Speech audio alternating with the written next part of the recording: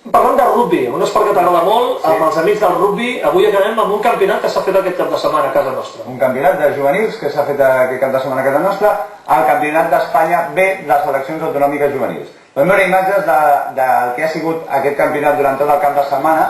Veiem aquí imatges de la selecció catalana, que va ser la selecció que va acabar guanyant aquest campionat. És un campionat per autonomies i on jugaven 5 autonomies, diguem que és el nivell B del rugby juvenil espanyol, del rugby juvenil estatal, en què veiem un partit entre Extremadura i Galícia de la primera jornada, també un altre entre Catalunya i les Illes Balears.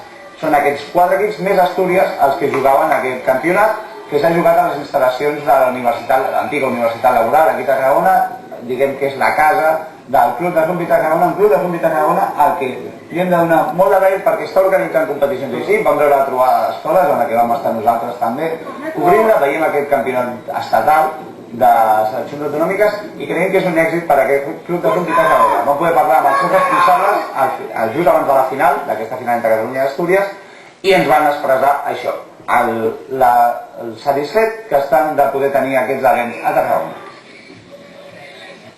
Bien, o sea, Cataluña llevaba 6 años sin jugar ninguna competición a nivel autonómico porque estaba peleada con la federación. Este año es el primero y entonces empieza la liga, digamos, porque esto es como una especie de liga de autonomías, por abajo, la categoría inferior. Y como se ve, Cataluña tiene un nivel superior a las otras autonomías, ¿no? Hombre, estamos haciendo lo imposible para que así sea. A ver, en la selección cadete tenemos al 4-5.